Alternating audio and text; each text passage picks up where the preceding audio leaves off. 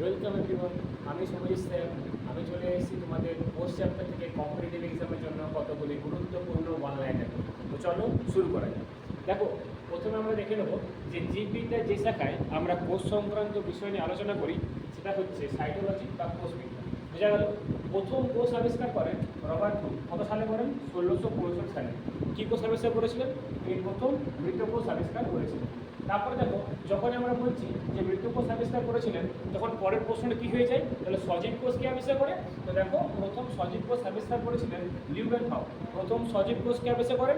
লিউবেনহাউ। কত সালে? 1674 সালে। এবার দেখো, কোষ তো আমরা খালি চোখে দেখতে পাই না। কোষ দেখার জন্য কি প্রয়োজন? অনুবীক্ষণ যন্ত্রের প্রয়োজন, তাই না? তো অনুবীক্ষণ যন্ত্র প্রথম আবিষ্কার করেছিলেন দুজন ভাই, এফ জেনসেন এবং জেড জেনসেন, 1590 সালে। তাহলে প্রথম অনুবীক্ষণ যন্ত্র কে আবিষ্কার করেন? এফ জেনসেন ও জেড জেনসেন, 1590 সালে। এখন বর্তমানে যে অনুবীক্ষণ যন্ত্রটা আমরা ব্যবহার করছি সেটাকে বলা হয় ইলেকট্রন অনুবীক্ষণ যন্ত্র। এটা সব থেকে শক্তিশালী অনুবীক্ষণ যন্ত্র। সেটা আবিষ্কার করেছিলেন নল করুস্কা। তাহলে প্রথম ইলেকট্রন অনুবীক্ষণ যন্ত্রকে আবিষ্কার করেন নল করুস্কা। কত সালে করেছিলেন? 1931 সালে করেছিলেন।